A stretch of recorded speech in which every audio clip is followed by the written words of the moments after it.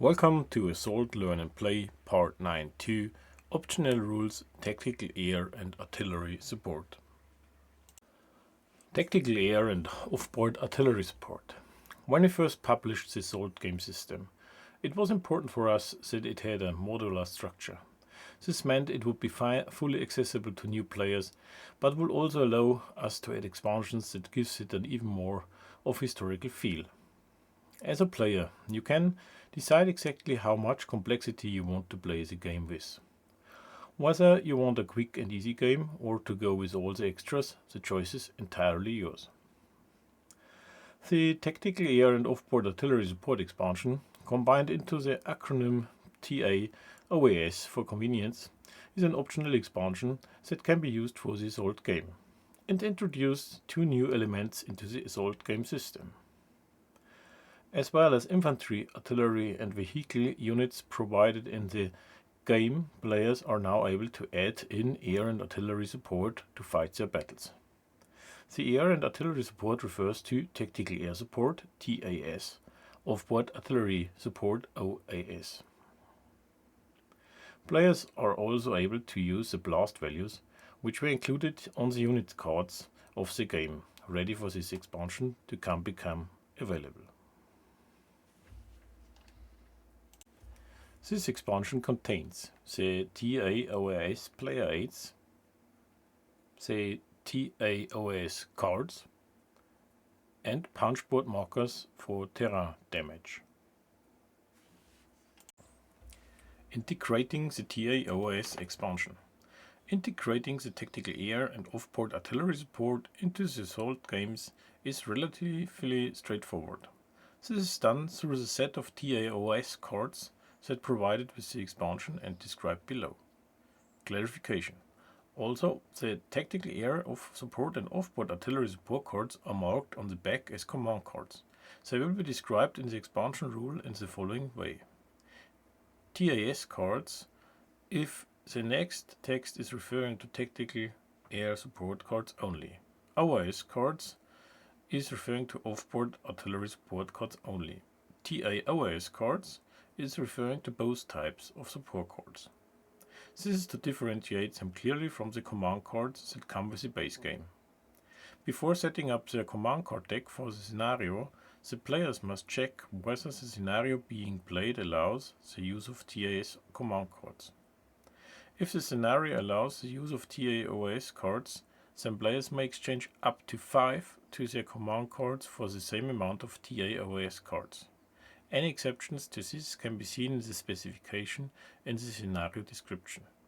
For balance, we recommend players base the use number of TAOS cards they have on the number of formation cards each receives at the start of a scenario. That is, if a player starts with 2 formation cards, they have the option of choosing up to a maximum of 2 TAOS cards. Players can add more than their starting formations, but this should be agreed in advance. If players cannot agree, they should revert to basing the number of TAOS cards on the number of formation cards each receives at the start of the scenario. Regardless of the method chosen, no more than 5 TAOS cards can ever be added by each player. The actual amount of TAOS cards chosen by a player, up to their agreed maximum, does not need to be declared to their opponent. Sequence for adding TAOS cards. First, players first decide on the limit to the number of TAOS cards each player can add to their command card deck. This is either based on the number of starting formations each player has in a scenario or any agreed number up to a maximum of 5, regardless of which method is chosen. 5 is an absolute maximum, even if they have more than 5 starting formations. Second, each player then removes cards from their command card deck, neutral and or faction cards, up to his agreed limit. This can be done randomly or by players choosing which command cards to remove. The actual amount each player removes up to the agreed limit is entirely up to them and does not have to announce to the opponent. Third, each player then adds TAOS cards to their command card deck equal to the amount of command cards they removed.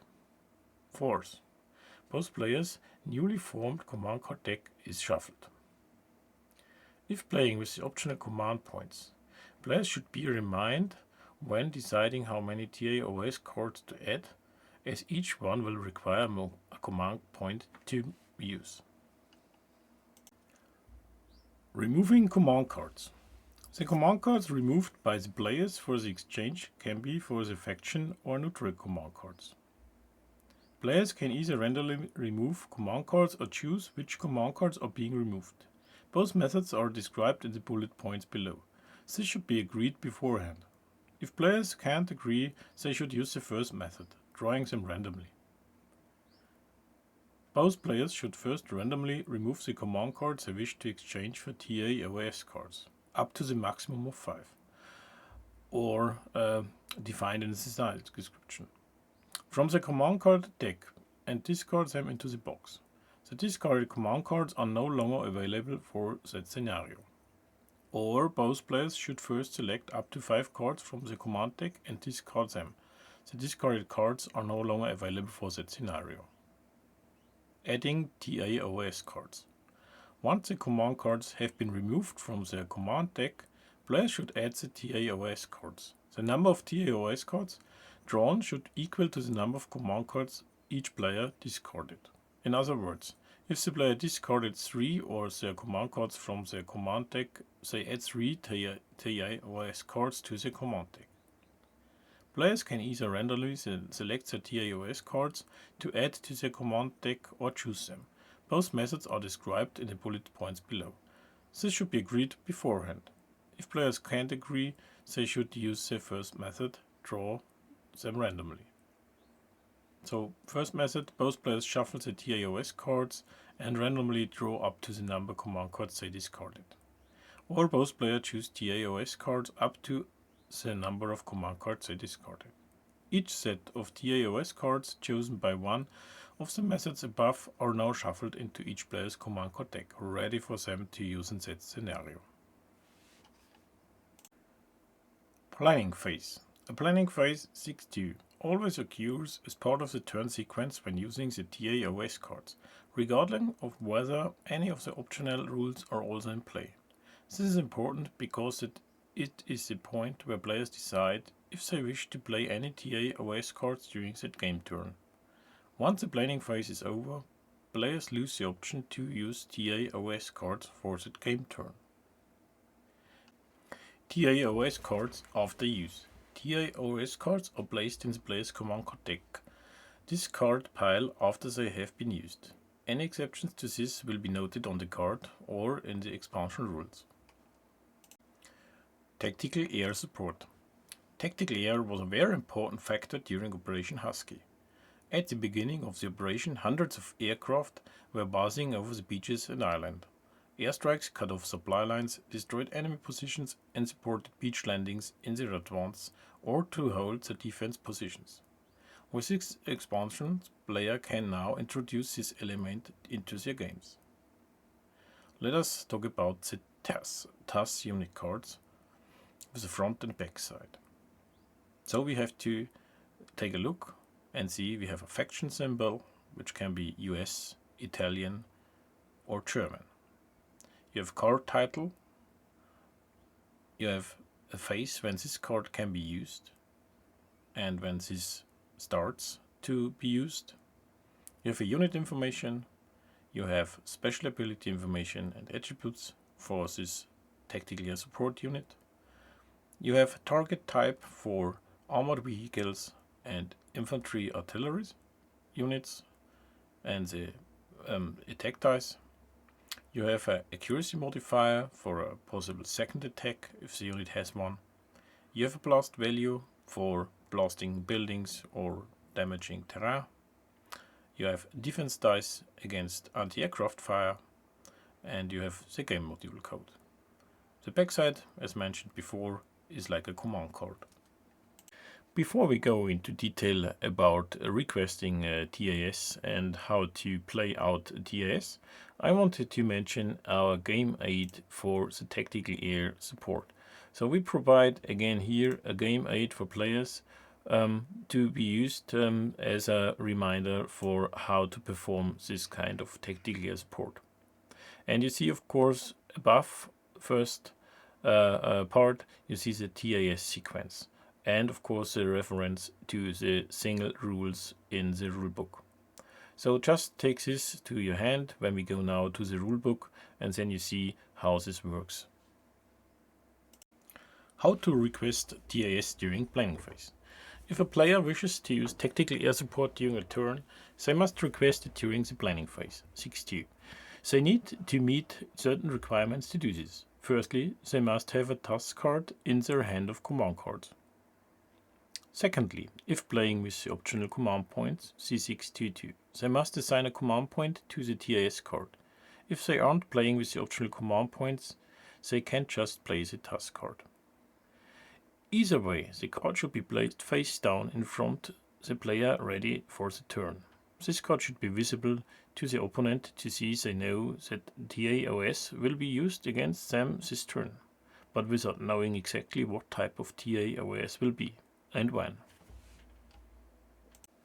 Timing of TAS. TAS has an activation time stated on it, like the command card supply with the base game. If the optional command points are being used by the players, they are spent at the point when the TAS is being activated for use during the turn. Identify target. The active player who requested TAS must identify the unit they wish to target and announce to the opponent. This gives the opponent an opportunity to defend against the TAS. Defense against TAS. The non-active player then has an opportunity to interrupt the TAS before it attacks, if they have an unactivated unit with a unique class of AA, anti-aircraft, in range of this target attacks. The active player should allow all reasonable time for them to do this. If the non-active player cannot identify any AA unit or does not wish to use one, they should say pass, and the attack commences. Once they have said pass, the non-active player can no longer interrupt. The range of the AA is the number of hexes from the AA unit to the hex being targeted by the TAS. For the range bands, calculating whether the AA unit is firing at close, medium or long range, players should use the unit's range as stated on the unit card. This is the range versus infantry and artillery, not versus vehicles, if they are different. The non-active player may then activate an AA unit to attempt to repel the TAS. The non-active player can continue to attempt this until the TAS is beaten off, or they have no AA units left to use, or they no longer wish to attempt an AA attack roll. Any AA unit activated to do AA fire is given a firing status marker and considered activated for the turn. The activation of AA unit costs a command point, if it's not a free action. Once players have determined whether the AA unit is firing at close, medium or long range, they should cross-reference range with the blast value of the AA unit, stated on its unit card. This results in the attack dice the AA unit will be rolling against the TAS. The facing of the AA unit is irrelevant for AA fire. If the AA unit is marked with minus attack die, no double symbols count for this attack roll. For example, an Italian 20mm Breda AA unit is firing at a P-39, which is conducting a strafing run on a tank 3 hexes away. Checking the unit card of the Breda unit, looking at the infantry artillery range band, as they are different from the vehicle range bands. 3 hexes away would count as medium range. Medium range is cross-referenced on the AA attack die table with the blast value of the Breda unit, which is a blue die. This results in a green AA attack roll. TAS defense against AA fire. All TAS cards will give the defense die to be used against any AA attack roll. Players should check for any attributes, special abilities which modify said defense roll. The AA attack roll is made in the same way as any ranged fire action with a comparison between the attack and defense dice, but without any of the attack defense modifiers set out in sections 10.8 and 10.9. That is, the AA unit player simply rolls the AA attack die, and the TAS player rolls any defense die as indicated on the TAS card. And then you have, of course, an effect table what has happened if this TAS got hit or not. TAS attack resolution. If the TAS doesn't suffer any damage or is not subject to any AA fire, then the active player needs to resolve the effects of this attack. This should follow the procedure listed below: TAS Spotting, TAS Accuracy, Attack Result, and probably versus buildings. TAS Spotting. The active player must first perform a spotting roll for the TAS. For this, the active player rolls a d6 on the TAS spotting table. This roll can be modified by command cards or special abilities of the TAS undertaking the attack. The spotting roll will either be a success, which means no modifiers applied to the TAS accuracy roll, or it will give a modifier to the accuracy roll. Players should make a note of any modifiers to be applied. TAS Accuracy. The active player must now roll a d6 for the accuracy of the TAS attack, applying any modifier received as a result of the spotting roll. The result of this roll is then cross-referenced with the status of the defending unit. This will tell the inactive player whether the unit will receive an additional defense die and of which against the TAS attack. Example: the TAS accuracy roll is a 3 versus a vehicle performing a fast action. There are no modifiers from the spotting roll. The player checks the 3 row and cross-references it with the status of the vehicle is a fast action, granting an additional yellow die for its defense. Friendly Fire. If the TAS accuracy roll is a 1 or less, after any relevant modifiers have been applied, if there is at least one friendly unit friendly to the TAS, if any of hexes adjacent to the hex of the target unit, a friendly fire attack will take place. After the TAS has rolled its attack dice against the target attacks, any of the attack dice that do not score at least a suppression result are put to one side. These are then rolled in an attack against one only of the friendly units that are adjacent to the target attacks. This friendly unit is chosen by the non-active player. Friendly fire attack results are resolved according to 12.3.6.3. TAS attack result. To determine the result of the TAS attack, the active player rolls the attack dice as set out on the TAS cards. The defending unit receives all the normal defense dice set out in 10-9, 10-9-8, except the failed spotting roll 10-9-5, because this has already been dealt with 12.3.6.1, the spotting roll for TAS. The area of impact that should be used from the unit card is above. The TAS attack is resolved as per 10-7, 10-7-6. Destroying buildings, fortifications and obstacles. In the case of an uncancelled critical hit, a TAS attack on a building or fortification can result in the building or fortification collapsing or being destroyed. In the case of an uncancelled critical hit, a TAS attack will result in an obstacle, barbed wire, tank barricades being destroyed. The marker of the obstacle is removed. TAS second attack run. Some TAS units have the ability to do a second attack run. See front side of TAS card, see symbol below. The second attack must be on the same target and is carried out immediately after the first attack. It does not require an additional command point for the TAS.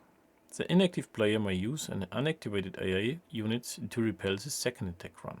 Units that attempt to repel the second attack run marked with the firing action status markers. Any AA units participating in repelling the second attack are required to pay a command point to do so. The second TAS attack run follows the same procedure as the first attack run set out in 12.3.6, including possible friendly fire. Once it has been completed, the TAS card goes into the discard pile. If the enemy unit was destroyed in the first attack, a new unit can be targeted. The second attack gets a -1 cumulative modifier on the accuracy roll per hex distance of the first attack. Accuracy modifiers for second attack. Second attack runs suffers a modifier for accuracy. This is stated through the use of the symbol of the front of the TAS card. The example below shows a -1 accuracy modifier to the attack roll.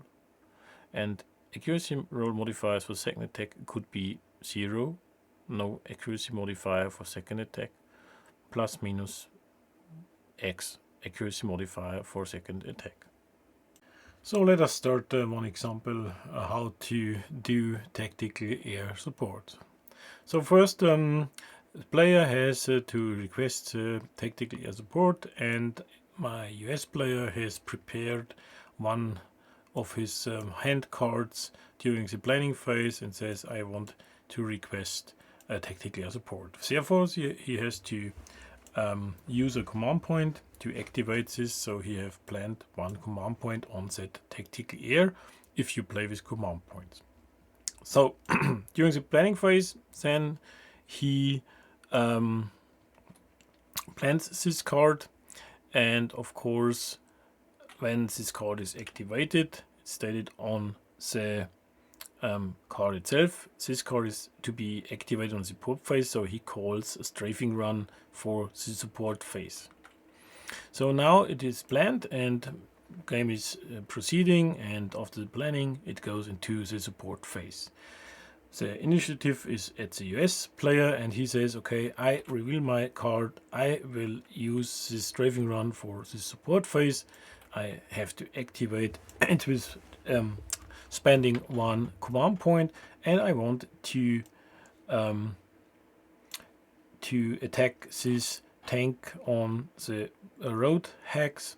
So now the Italian player says, I have an unactivated anti-aircraft unit, an AA unit, a 20mm Breda, and he wants to try to attack or defend this attack of the US P-39 Air Cobra.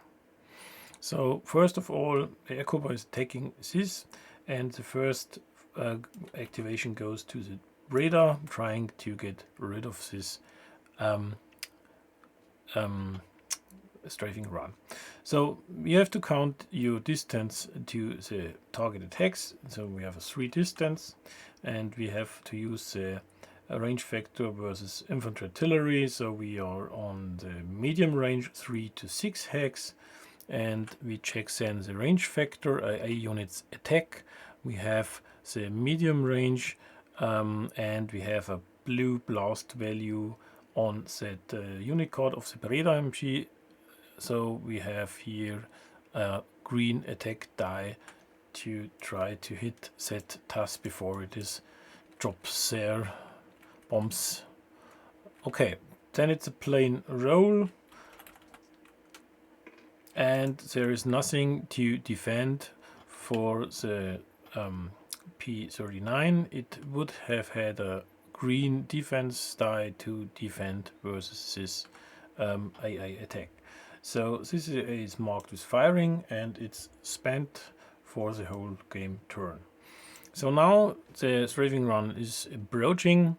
We have now the TAS attack resolution, therefore you have to make a spotting roll to spot this tank on the road, and we did a 2, which gives us with the no terrain bonus column gives us a success. So the P-39 pilot sees clearly the Renault tank on the road, and therefore we can now roll how accurate is this attack, again with a d6.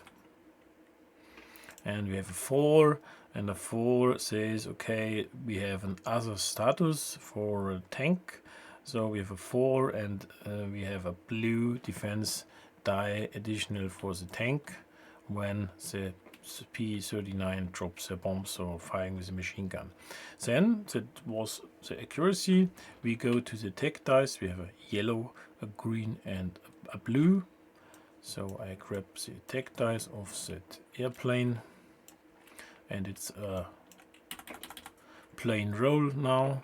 We have 3 hits, and the Renault tank has his above armor, of course, a yellow, additional here a yellow, and his blue because of the accuracy.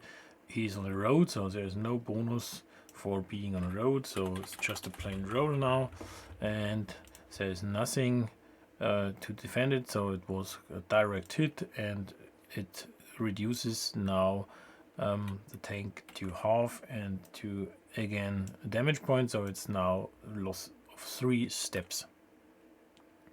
So this unit card has of course a second attack run, which is done immediately after the first. So it flies over and flies back, and you have a -1 on the accuracy now. So again we have to spot this unit, and we have a 4, it's a success, and we get -1 on the accuracy because of dust and smoke and so on. The first drop, we have a 4, -1 is a 3, and the tank gains a green for defense additional. And then the attack run is done a second time, and the tank is trying to evade and has again bad luck, so direct hit again. The tank is eliminated by this strafing run of the P-39. So, example for friendly fire.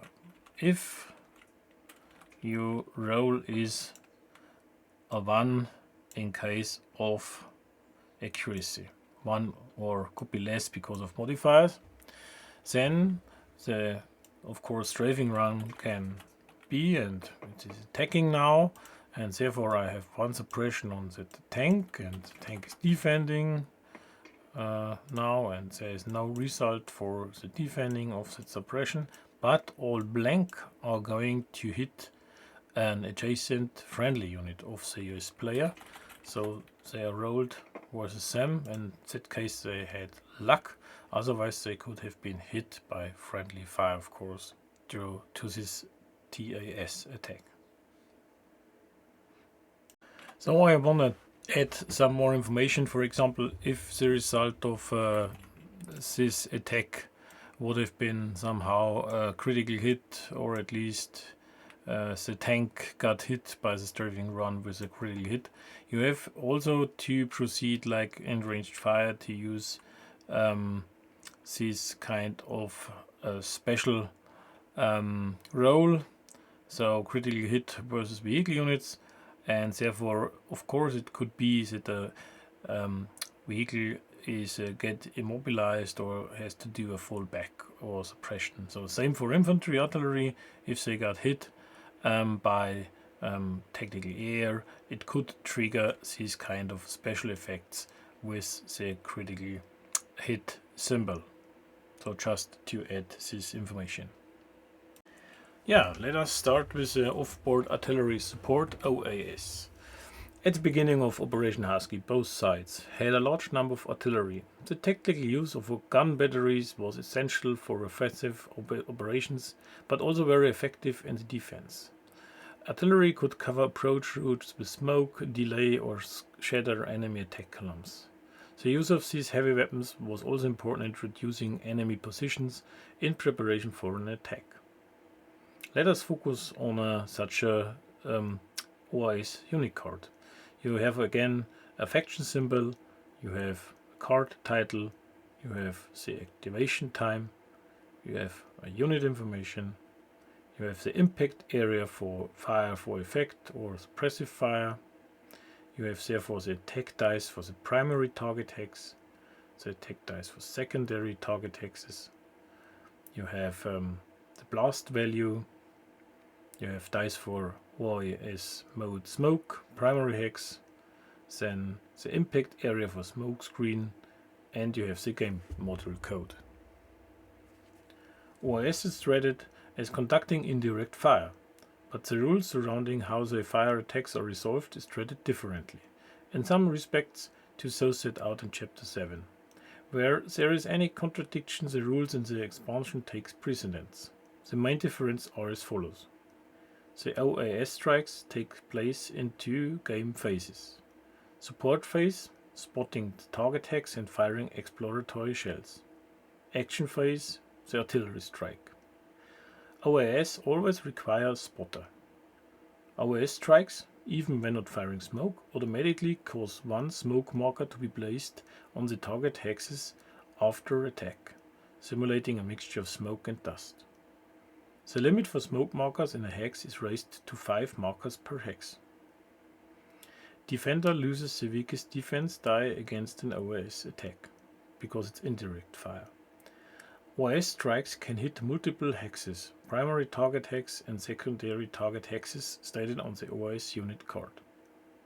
The first phase by an OAS is during the support phase as stated on the OAS card. The second phase can be conducted whenever a player decides during the action phase. Before we now start how to request and to play out OAS cards, I wanted to show up our game's aid, player's aid for the off-board artillery support. As for the tactical air support, we have it here over off-board artillery support, and in the upper side you can see the OAS sequence, and therefore all necessary information here on the game aid to keep your things in mind and to play it in the right way. So take this off-board artillery support game aid into your hand and go proceed with this video. Then you can see how the connection and the references to the rulebooks are. So, how to request OAS during planning phase. If a player wishes to use off-board artillery support during a turn, they must request it during the planning phase. They need to meet certain requirements to do this. Firstly, they must have an OAS card that allows for off-board artillery support in their hand of command cards. Secondly, if playing with optional command points, they must assign a command point to the OAS card. Use of the command focus pool is not allowed. If they aren't playing with the optional command points, they just can play the card. Either way, the card should be placed face down in front of the player ready for the turn. This card should be visible to their opponent, so they know that OAS will be used against them this turn, but without knowing exactly what type of OAS it will be. Arrival time of OAS during support phase. The OAS is activated for firing of the exploratory shells during the support phase. The command point placed with the OAS card is spent just before attack by the OAS is resolved.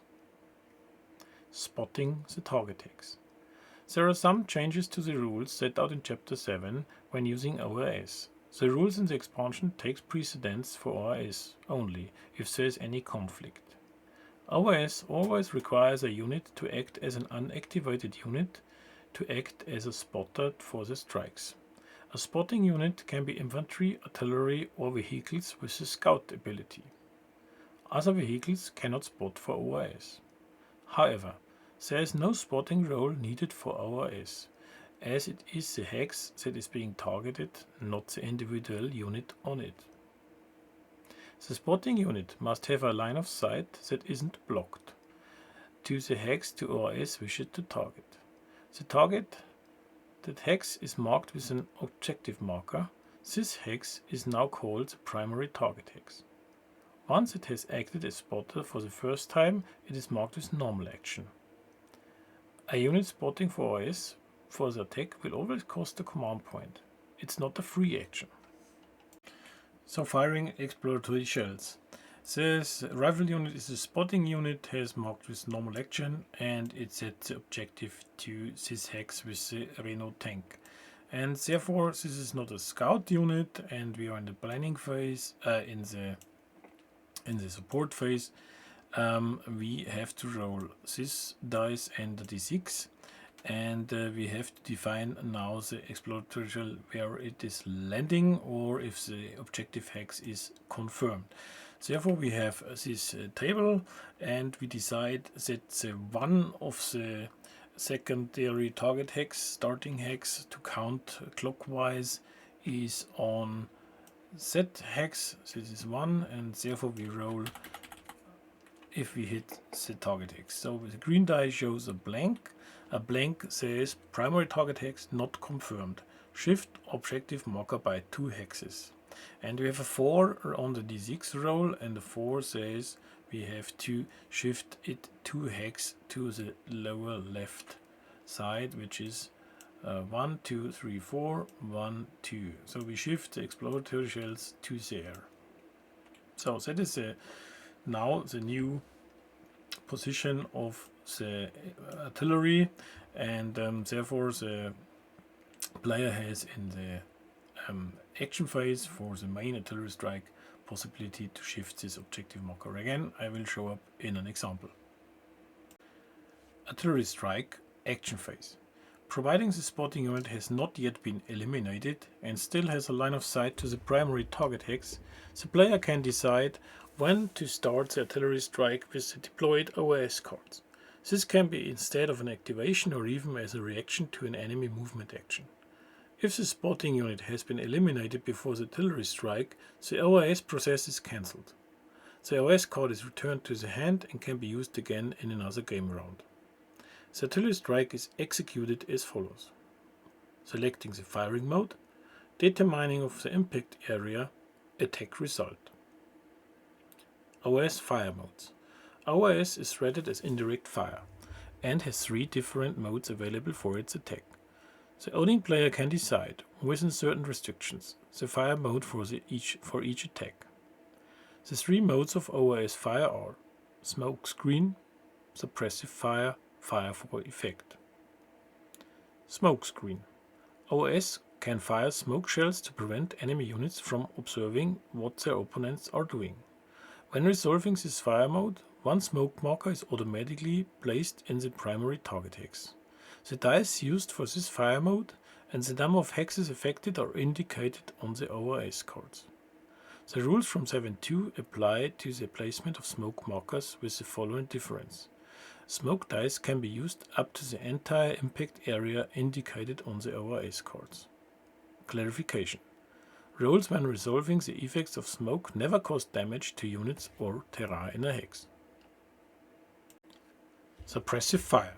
OAS fires suppressive fire by scattering salvos to stop as many enemy units as possible. This will inflict less damage points but make it more likely that the unit will be suppressed.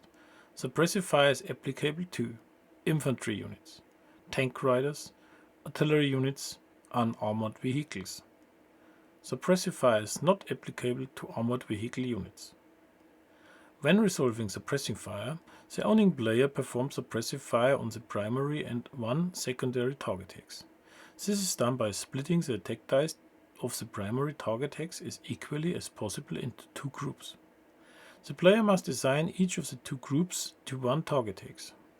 In addition, he takes a die for the blast value, unit card front side, to each group. If the firing unit does not have a blast value die, the player always adds 1 blue die. The strength of the dice. Strength is determined by their color. That go into each group is entirely up to the owning player. Each hex will then be attacked using by one of the groups of dice, owning player's choice.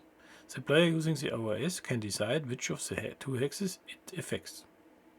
The results of uncancelled critical hit on infantry, artillery, unarmored units are the same as direct fire attack. In addition to affecting the unit targeted, uncancelled critical hits from suppressive fire may also affect the terrain as stated in 12.434 and 12.5. Under suppressive fire, every damage point symbol for the attacking dice is instead treated as suppression symbols. All other symbols are unchanged. The defending units will get all the normal defense dice. As the attack dice have the damage points converted into suppression, the defending unit only needs suppression symbols or damage points symbols to cancel them out. Important. Critical hits can only cancel out critical hits. Critical hits cannot cancel out suppression or damage point symbols. This is an exception to the direct comparison of dice rolls set out in 10.7.2. If a unit already has a suppression marker, then no fallback can be triggered by further suppression fire resulting in suppression symbols. However, triggering a fallback action is still possible through the assigning of critical hits. Additional suppression results or later indirect range or close combat attacks will cause fallback action as normal. Suppressive fire on tank riders and unarmored vehicles will be handled like indirect fire on vehicles. Fire for effect. Fire for effect means the OAS is concentrating its fire for maximum effect on the target hex, having already identified the ranged, etc. to the target. The dice used for this fire mode and the number of hexes affected are indicated on the OAS card. OAS impact area. The procedure for determining the exact impact area, primary target hex and secondary target hex is the same as for the exploratory shells, except that the yellow combat die is now used instead of a green one. Important. Before the primary hex is determined, the player can move the objective marker up to 3 hexes in any direction. If they move the objective marker by 1 hex, it has no effect. If the player moves by 2 or 3 hexes, only half success symbols are counted for the attack roll result. Use the two tables in 12.4.2.2 to determine the exact location of the impact and shift the objective marker again. This is the final primary target hex for the artillery strike. So now we are in an action phase, and we have for the outcome of the exploratory shell we have shifted the objective marker here, and now we have the possibility to shift it back up to 3 hexes. With 1 hex shift, no impact for my efficiency of the fire, but 2 or 3 hex, if I shift, I have a problem that my fire is less effective. But now I want to shift this back to the target hex, therefore I have to count my disadvantage, only half success symbols are counting. And to check if this hex is to be confirmed, I now can use a yellow die and again a 6-sided dice and roll again, and now I have a critical hit here, primary target hex confirmed. Add a blue attack die for the upcoming attack. So this is good for my attack roll then, and the 3 is not important now because I have confirmed my hex. So now the strike of my fire mode goes directly on the targeted hex.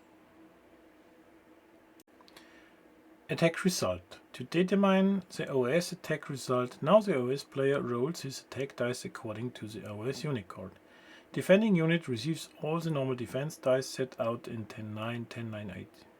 The area of impact for infantry and artillery units should be used from the unit cards above. The area impact for vehicle units is depending on whether a critical hit was made during the attack roll against them. If it was, players should refer to 7.1.2. The OAS attack is resolved as per 10.7, 10.7.6. So I have the following attack dice to my artillery strike. I have a yellow, a green and a blue to the primary target hex, which is my tank. And I got, because of the crit for confirmation of the target hex, additional a blue one. So I have this roll for my attack. And because I'm rolling on a vehicle, so indirect fire on vehicle, it's a bit harder to hit. I have to take into account the rule for 7.1.2 indirect fire on vehicles, and it says I have to reroll all my hit and my damage and crit symbols again. And now I have 1 hit on that tank, and because I have no crit, I can use my flank armor. It's stated in 7.1.2, which is red and a green defense die, and therefore it's indirect fire. I have no terrain topic, so I can just roll the dice, and I have eliminated this damage point to my tank, so the fire of the artillery shell on this hex was no success. But if you take a look to your OAS card, you have impact area, primary hex and secondary hex, and we have adjacent one friendly airborne rifles from the US side, so these could be hit by a yellow and 2 blue die for the secondary target being adjacent, and therefore just I roll my attack dice and I have to check the Airborne Rifles have from a unit card a yellow one, and I have to check the trench. Trench has a buff, a yellow and a green one. A yellow and a green one. And therefore, because it's indirect fire, I will lose my weakest terrain defense, so it's a green one, and they can now try to defend this hit. And they got to defend, of course, the damage symbol, but suppression is still there, so these rifles got suppressed by the artillery fire from their own side. So as a result of this fire action. Destroying buildings, fortifications, obstacles. In the case of an uncancelled critical hit, an OAS attack on a building or fortification can result in the building or fortification collapsing or being destroyed. In the case of uncancelled critical hit, an OAS attack will result in an obstacle, barbed wire, tank barricade being destroyed. The marker of the obstacle is removed. Craters due to OAS attacks. In the case of a critical hit that isn't cancelled out during an OAS attack roll, a crater marker is placed on the text. This applies to any hex which are roads, trees, alleys, clear, light forest, olive and vine groves, and brush terrain. The active player places a crater marker according to the following illustration. The terrain changes its character due to the crater marker. This hex has now all effects shown in the table below. Blast values versus building and fortifications. In addition to the targeting of buildings and fortifications via OAS, building or fortifications may be damaged by aircraft and units with blast values. Note, players can also incorporate the use of explosion values by units into the game without the optional TA OAS rules. Just rules this chapter if you play without the TAS OAS cards, but with your units and the blast values. Just add this rule to your game.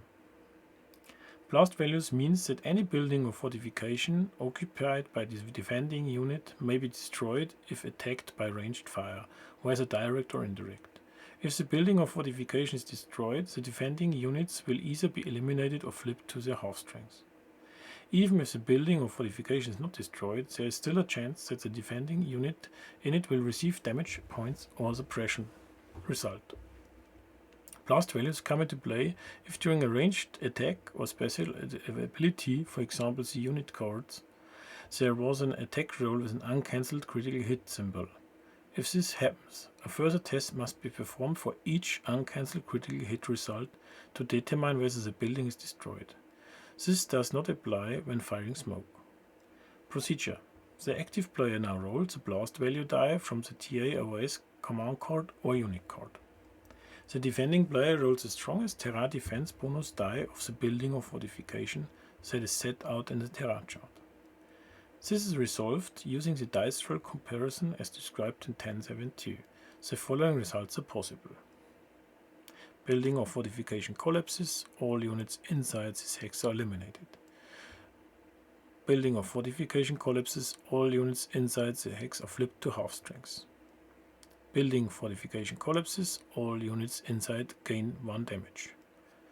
Building or fortification not collapsed, all units inside perform a full back.